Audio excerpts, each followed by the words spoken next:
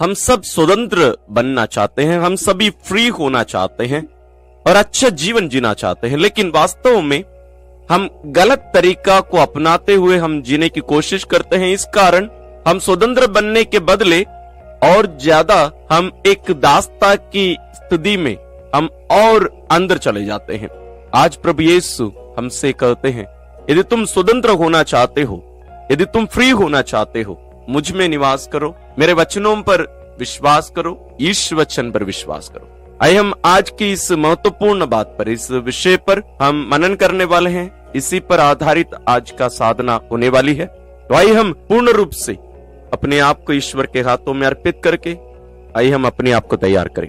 अब अपना पवित्र बाइबल, अपनी डायरी, पेन पेंसिल सब ले लीजिए और अपना निर्धारित स्थान जगह पहुंचकर आइए आप बैठ जाइए, आराम से बैठिए। यदि आपके मन में कोई भी बात उभर कर आ रही है, आपको डिस्टर्ब कर रही है, उन सबको प्रभु के हाथों में अर्पित कर दीजिए और अपने आप को ईश्वर की उपस्थिति में रखिए। ये सबसे निर्णायक कार्य है, निर्णय है, इसलिए अपने आप को पूर्ण रूप से ईश्वर की उपस्थिति में रख दीजिए।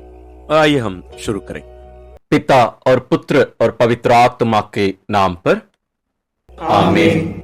हे परम पावन दयालु पिता, हम तुझे धन्यवाद देते हैं तेरे पुत्र के लिए, जिनके द्वारा तू हमें अपनी संतान बना लिया है। हम सबों को उनकी मृत्यु और पुनरुत्थान के द्वारा स्वतंत्र कर दिए हैं। हे प्यारे पिता, हमें कृपा दे, विशेष रूप से अपना पवित्र आत्मा हमें प्रदान कर। हे पवित्र आत्मा, हमें संचालित कर, हमें आलोकित कर। हम तेरी प्रेरणा से प्रेरित होकर हम प्रभु यीशु के वचनों को ध्यान से सुन सकें, समझ सकें और उस पर आधारित अपना जीवन जीने की कृपा हम सबों को प्रदान कर। हे प्रभु यीशु क्रिस्त, हमें विशेष कृपा प्रदान कर, ताकि हम उन यहूदियों के समान नहीं जो आपके वचनों को समझ नहीं पाए, सुन नहीं पाए और इसलिए विशेष रूप से पूर्ण रूप से स्वतंत्र नहीं हो पाए। हम उनके समान नहीं, बल्कि हम विश्वासी बन सके। हमें नम्र भावना और मन प्रदान कर, ताकि हम आपके वचनों को सुन सकें, स्वीकार कर सकें और उस पर आधारित जीवन जीकर हम स्वतंत्र बन जाए, ईश्वर की संतान बन जाए। एक हमारी प्यारी मां मरियम और सब संतों हमारे लिए प्रार्थना करिए, हमारी सहायता करिए। हम ये प्रार्थना करते हैं अपने प्रभु क्रिस्त के द्वारा, आमीन। आज की साधना का जो पाठ लिया गया है वो गए संत योहन रचित सुसमाचार अध्याय 8 पद संख्या 31 से 41 तक। Gospel according to saint John chapter 8 verses from 31 to 41। जिन यहूदियों ने उनमें विश्वास किया, उनसे ईसा ने कहा, यदि तुम मेरी शिक्षा पर दृढ़ रहोगे तो सचमुच मेरे शिष्य सिद्ध होगे। तुम सत्य को पहचान जाओगे और सत्य तुम्हें स्वतंत्र बना देगा। उन्होंने उत्तर दिया, हम इब्राहिम की संतान हैं, हम कभी किसी के दास नहीं रहे। आप यह क्या कहते हैं, तुम स्वतंत्र हो जाओगे? ईसा ने उनसे कहा, मैं तुमसे कहता हूँ, जो पाप करता है वह पाप का दास है। दास सदा घर में नहीं रहता, पुत्र सदा रहता है।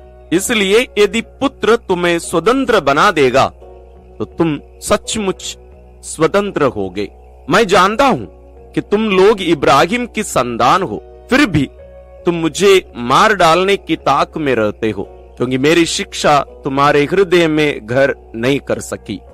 मैंने अपने पिता के यहाँ जो देखा है वही कहता हूँ, और तुम लोगों ने अपने पिता के यहाँ जो सीखा है वही करते हो। उन्होंने उत्तर दिया, इब्राहिम हमारे पिता हैं। इस पर ईसा ने उनसे कहा, यदि तुम इब्राहिम की संतान हो तो इब्राहिम जैसा आचरण करो।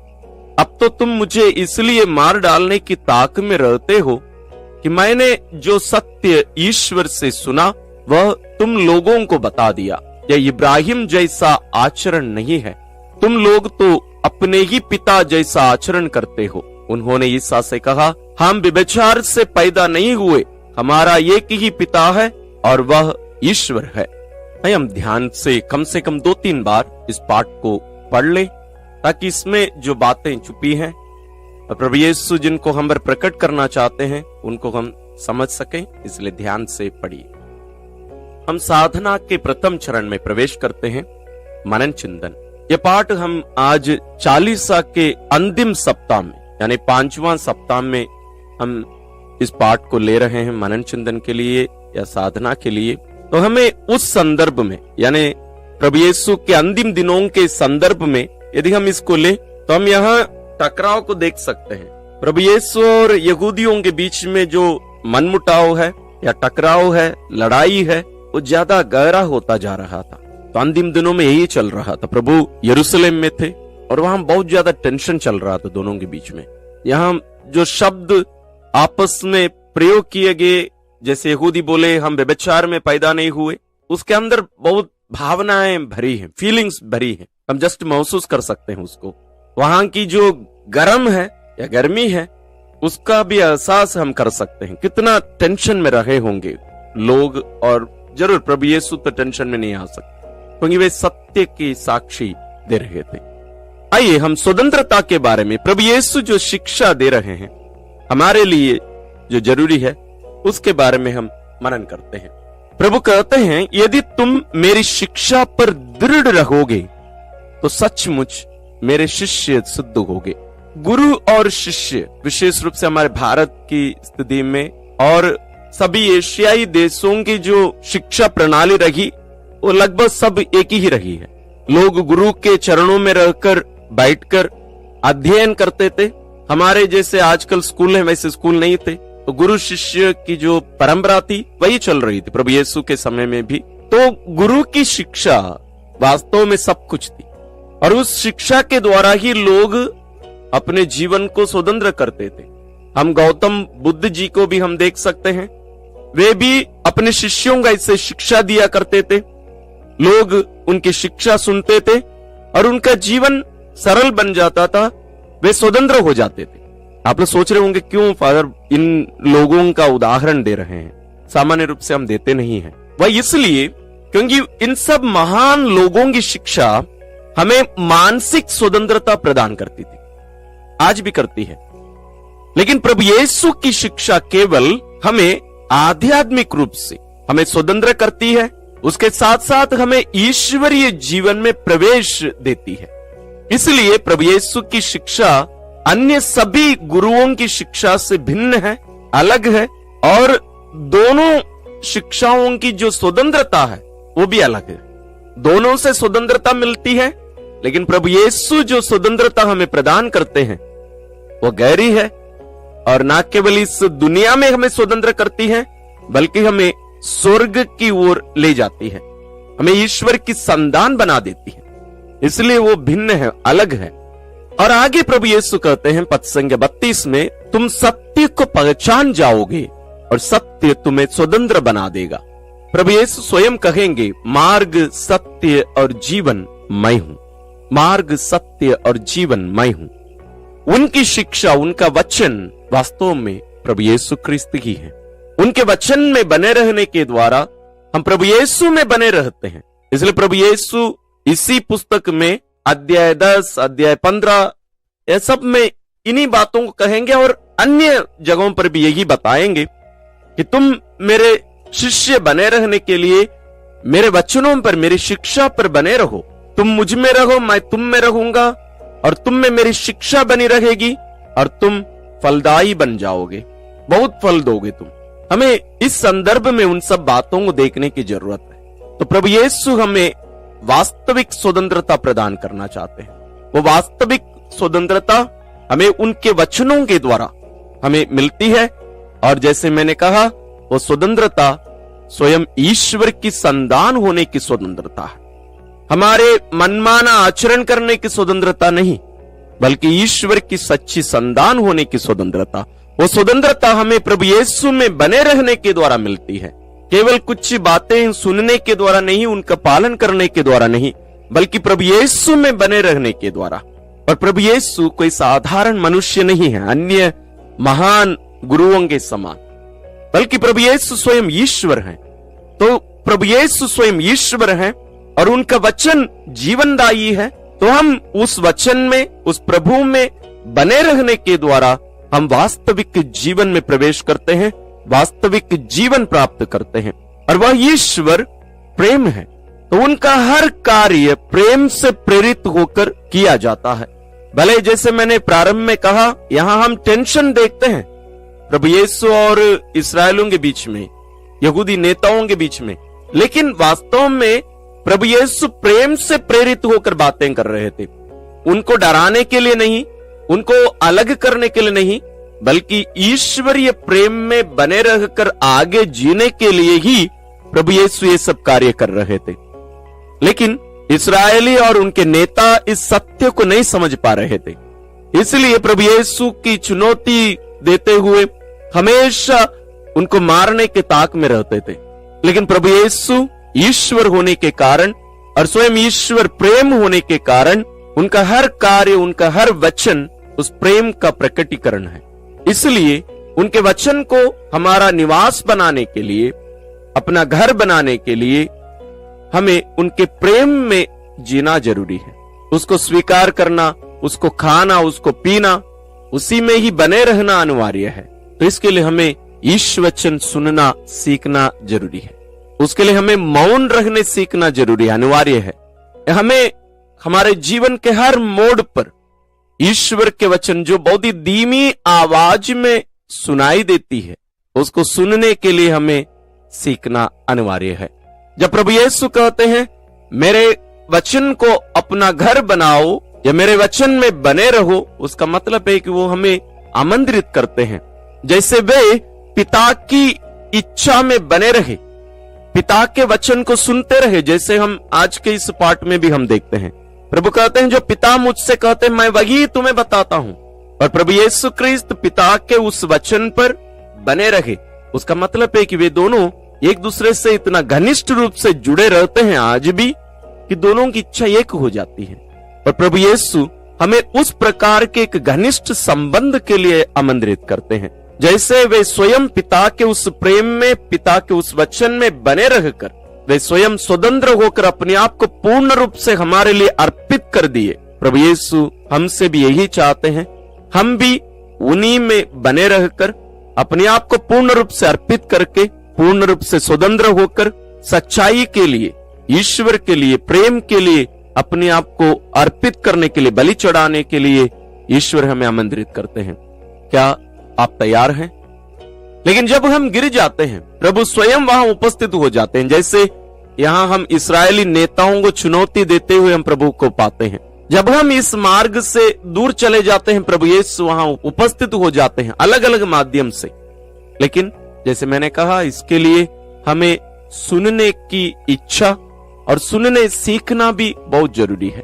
प्रभु यीशु की इच्छा उनके वचनों के द्वारा प्रकट की जाती है और उनका वचन उनका प्रेम का प्रकटीकरण है। इसलिए उनके वचन में बने रहने का अर्थ है प्रभु यीशु में, ईश्वर में सदा बने रहना है। तो आइए हम इस सत्य को जाने, ईश्वर रूपी सत्य को जाने और ईश्वर में हम सदा बने रहें और इस प्रेम में, इस संबंध में बने रहकर प्रभु यीशु के सच्चे भाई बहन बनने, ईश्वर की संतान बनने के लिए प्रार्थना करते हुए इन बातों को अपने दिल में संजोए रखकर आइए हम थोड़ा सा मनन करें। हम साधना के दूसरे चरण में प्रवेश करते हैं। प्रति उत्तर। हे प्रभु यीशु, मैं तुझ पर विश्वास करता हूं, तू ही एकमात्र सच्चा ईश्वर है, तू ही वास्तव में हमारा मुक्तिदाता है। प्रभु, मैं उन सभी लोगों के लिए विशेष प्रार्थना करना चाहता हूं जो तुझ पर विश्वास नहीं करते, तो अपने आप को उन पर प्रकट करने की कृपा कर, उनके हृदय को जीतने की कृपा कर और उन्हें उनके पापों से छुड़ाने की कृपा कर। और प्रभु, जो मेरे चारों तरफ हैं, इनमें से जितने भी लोग तुझ पर विश्वास नहीं करते हैं, उनके पास मुझे भेजने की कृपा कर। मैं भी तेरे राज्य को फैलाते हुए उनके बीच में उसका निर्माण भी करना चाहूंगा, लेकिन मुझे तेरी कृपा की जरूरत है ताकि मैं क्या कहना चाहिए, क्या करना चाहिए और कैसे कहना चाहिए, कैसे करना चाहिए, कैसे प्रेम करना चाहिए, जैसे तूने किया, ये सब मैं भी कर सकूं। और मैं बहुत बार ये भूल जाता हूं कि मैं इस पतित दुनिया में एक पतित व्यक्ति हूं, लेकिन तू मुझे छुड़ा दिया है। लेकिन उस पाप के प्रतिफल को मेरे शरीर से तू दूर नहीं किया है। यह इसलिए क्योंकि तू चाहता है कि मैं अपने विश्वास और प्रेम को मैं अपने जीवन में प्रकट करता रहूं, मैं तुझे खोजता रहूं, ढूंढता रहूं, और तेरे सत्य के अधीन रहकर मैं वास्तव में आज्ञाकारी बन सकूं।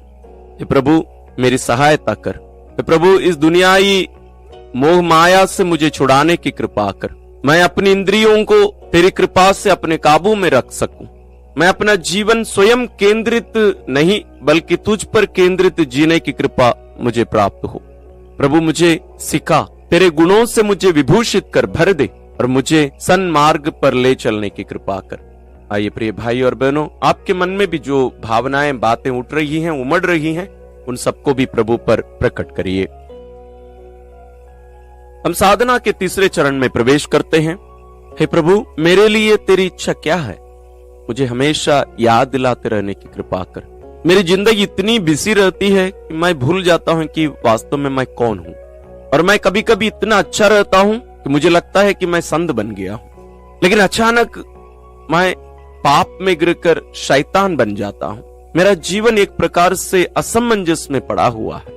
मेरे जीवन की घटनाएं, समस्याएं, कार्य, ये सब मुझे एक दलदल में डालकर मुझे स्वतंत्र रूप से ईश्वर की सच्ची संतान बनकर जीने से मुझे रोकते हैं। ये सब मेरे अंदर अभी भी इस दुनियाई भावनाएं, इच्छाएं, चाहते, प्रलोभन आज भी बने हुए हैं। हे प्रभु तेरे वचन को मुझ में जीवित कर देने की कृपा कर। मैं तेरे वचन को जरूर पवित्र यूकरिस्त बलिदान में और स्पिरिचुअल रीडिंग में भी मैं पढ़ता हूं, मनन करता हूं, प्रार्थना में भी उपयोग करता हूं, लेकिन मैं इन सबको बेहतर सुनना और समझना चाहूंगा। मैं पूर्ण रूप से तेरा बनना चाहता हूं, पूर्ण रूप से स्वतंत्र बनना चाहता हूं। मैं आधा अधूरा जीवन नहीं जीना चाहता हूं। प्रभु मैं तुझ में निवास करना चाहता हूं, तेरे वचन में निवास करना चाहता हूं, तेरी इच्छा में निवास करना चाहता हूं। प्रभु मुझे भी जैसे तू अपने पिता की इच्छा पूरी करता रहा, वैसे मुझे भी सिखा। आइए हम अपनी प्रार्थनाओं को भी, अपनी भावनाओं को भी प्रभु पर प्रकट करें। हम साधना के चौथे चरण में प्रवेश करते हैं, निर्णय या संकल्प लेने का समय। जस्ट विचार करिए कि आज के इस वचन के आधार पर इन बातों को हम अपने दैनिक जीवन में, आज के जीवन में हम कैसे इसके अनुसार जी सकते हैं। थोड़ा सा विचार करिए। बेहतर जीवन जीने के लिए, जैसे ईश्वर आपसे और मुझसे चाहते हैं, वैसे जीने के लिए हमें क्या करना पड़ेगा। इस्राएली कोई बुरे लोग नहीं थे, लेकिन वे जैसे चाहते थे या जो चाहते थे वही सुनते थे, ना कि जो ईश्वर उनसे कह रहे थे। हम भी बहुत बार जो हम पसंद करते हैं वही सुनते हैं, ना कि जो हमें सुनना चाहिए। हम भी बहुत बार ईश्वर की बातों को सुनते नहीं हैं, समझना तो दूर की बात। तो हमें सुनने का निर्णय लेना है, और सुनने के लिए हमें मौन रहना अनिवार्य है, ईश्वर की उपस्थिति में जीना अनिवार्य है। ये सब निर्णय हमें लेने की जरूरत है। इसके साथ साथ आपको भी ईश्वर जरूर प्रेरणा दिए होंगे कि किन किन बातों को ध्यान में रखकर आपको जीने की जरूरत है। उन्हें भी आप अपनी डायरी में लिख लीजिए, और आइए हम ईश्वर से प्रार्थना करें। हे परम पावन दयालु पिता, आज के इस विशेष समय के लिए, इस अवसर के लिए हम तुझे धन्यवाद देते हैं। हे प्यारे पिता, हम विशेष रूप से तुझसे विनती करते हैं, हमें तेरा पुत्र का मनोभाव प्रदान कर। हम भी तेरे पुत्र के समान तेरी बातों को ध्यान से सुनकर, समझकर उसके अनुसार जीने वाले बन सके। हे प्रभु यीशु ख्रिस्त, हमें कृपा दे कि हम तेरा मनोभाव अपनाकर पिता की इच्छा पूरी करने वाले हम बन सके। जैसे तूने जो कुछ पिता से सुना, देखा, वही तू स्वयं किया। हम भी उसी प्रकार पिता की बातों को सुनने वाले, उनके कार्यों को देखने वाले और उनके साथ घनिष्ठ रूप से जुड़े रहने वाले हम बन सके। हे पवित्र आत्मा ईश्वर, तो हमारे शरीर में निवास करता है, हमें कृपा दे कि हम सदैव ईश्वर की इच्छा, पिता की इच्छा पूरी करने के लिए तत्पर होने की कृपा हम सबों को प्रदान कर। एक हमारी प्यारी माँ मरियम और सभी संतों, स्वर्गदूतों, हमारे लिए प्रार्थना करिए। हम ये प्रार्थना करते हैं अपने प्रभु क्रिस्त के द्वारा, आमीन। प्रिय भाई और बहनों, प्रभु यीशु की शिक्षा को ध्यान से सुनकर मां मरियम के समान मनन करते हुए उनके समान स्वतंत्र बनकर, ईश्वर की सच्ची संतान बनकर, इस पापमयी दुनिया में ज्योति बनकर इस मुक्ति के राह पर आप आगे बढ़ते रहें। ईश्वर आप सबों को विशेष आशीष और अनुग्रह प्रदान करे।